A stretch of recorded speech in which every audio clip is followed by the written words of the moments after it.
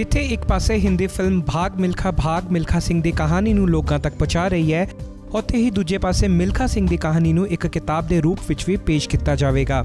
इस किताब का नाम है रेस ऑफ माई लाइफ अते इस नूं लिखिया है मिल्खा सिंह की बेटी सोनिया सनवाल ने।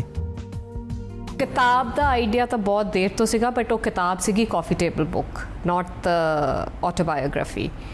बट फिर जदों मूवी आ रही सी एंड रूपा पब्लिकेशंस ने अप्रोच किया कि it's a very good idea हुण to write an autobiography and carry forward the movie as well, क्योंकि मूवी एंड हो जाती है 1960 तो उस तो बाद की होंदा है, लोगों को नहीं पता हुण की कर रहे ने पापा, या 1960 बाद तो लैके की होया उन्हां दी होर जिंदगी विच। ते जदों उन्होंने कहा कि मूवी तो बाद आई थिंक ऑडियंस नूं होर पढ़न का मौका मिलेगा या होर जानन की कोशिश करनगे वो, और वो यूजली इंटरनेट पे जाके फिर पढ़ते हैं एंड ऑल द आर्टिकल्स या की होया की नहीं होया हुण की कर रहे हैं। सो मैं भी सोचा कि चंगा आइडिया है टू राइट एन ऑटोबायोग्राफी हुण। अंग्रेजी च लिखी एक किताब नूं पाकिस्तान विच भी लॉन्च किया जाएगा। पाकिस्तान की धरती ते ही मिल्खा सिंह का नाम फ्लाइंग सिख पिया सी। बुक च हैगा है कि it's Pakistan that gave him the खिताब of flying Sikh. So there is a lot, that's a lot of saying कि he is known as flying Sikh today because of Pakistan, because Ayub Khan the president at that time जदों अब्दुल खालिक नूं हराया इन Pakistan, victory ceremony तो उन्होंने आके कहा कि तू इत्थे दौड़िया नहीं है, तू उड्डिया है अज, सो अज तो बाद तेनू सारी दुनिया फ्लाइंग सिख के ना तो जानेगी, and which is so true. He is known as the flying Sikh of, I am say everywhere he goes he is known as the flying Sikh, and this खिताब was given by Pakistan. Sonia का मनना है कि इस किताब के चैप्टर स्कूल्स के syllabus विच भी इंक्लूड किए जा सकते हैं तां जो बच्चों को मिल्खा सिंह की कहानी तो प्रेरणा मिले। एक्सट्रैक्ट जिहड़ा हैगा वो तां text I like chapters can be put into the schools and whatever, वो तब पक्का ही बन सकता है।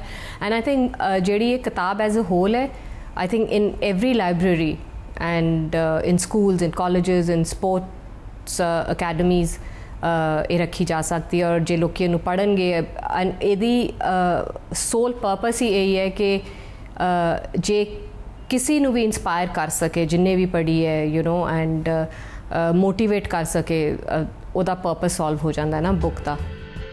रेस ऑफ माई लाइफ राही लोगों को एक ट्रू स्पोर्ट्समैन बनने का संदेश भी दिता जाएगा।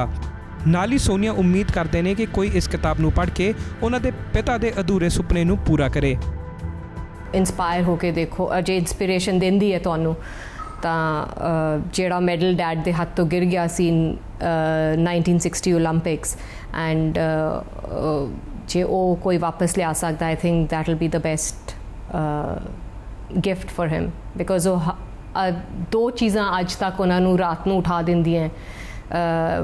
एक इज़ द मर्डर उन्होंने जोड़ा पेरेंट्स के उन्होंने अखां के सामने होया पार्टीशन टाइम, और दूजा जोड़ा रोम ओलंपिक्स उन्होंने मैडल उन्होंने तो गिर गया हाथ तो।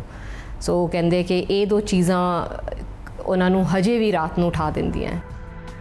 इस किताब में स्पोर्ट्स च नशे ते सियासत वर्गे मसलियां का भी जिक्र किया गया है। It's drugs in the sports, it's politics in the sports, which has been elaborated on. Even the sports people are not that determined anymore, like that determination is lacking. I'm saying there's talent बहुत है India च, but I think कितने जाके they lose the focus. अगे जाके जे इस किताब को कामयाबी मिलती है तो पब्लिशर्स वालों होर भी भाषावां च इस किताब को पब्लिश की जा सकती है। फिलहाल ये किताब इस महीने के अंत तक रिलीज़ होगी। नवी दिल्ली तो रशपाल दास गोत्रा दे नाल जयदीप मित्रा, डे एंड नाइट न्यूज़। खबरां दी दुनिया विच आओ, साडे नाल कदे भी ते कितों भी जुड़ो। आपां मिलांगे फेसबुक ते, ਅਸੀਂ दिखांगे YouTube ते, सानू फॉलो करो ट्विटर ते। खबरां नाल जुड़े रहो दिन रात।